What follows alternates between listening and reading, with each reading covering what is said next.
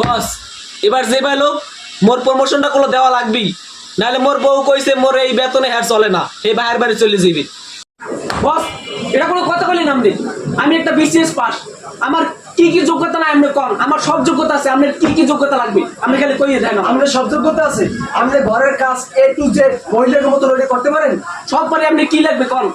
আমার বাসায় আমি মাছ তুলেছি, ওই মাছ যদি আপনি করতে দেখাইতে পারেন, আপনার ম্যাডামের যদি করতে দেখাইতে পারেন, আপনার প্রমোশন হবে নিশ্চিত, যান শিওর। রোমবার চাকরি করতে আইছি, বিসিএস পাস করলেও আইয়ে মাছ কাটা লাগে।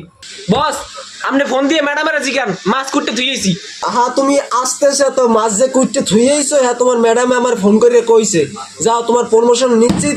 আগে বেতন পাইতে 18,500, এখন বেতন দিমু তোমারে 19,690 তোমার কাজ একটাই, আমার ঘরের বাবুর্চি হিসেবে তুমি কাজ করা, কি পারবা না? এটা তোমার প্রমোশন।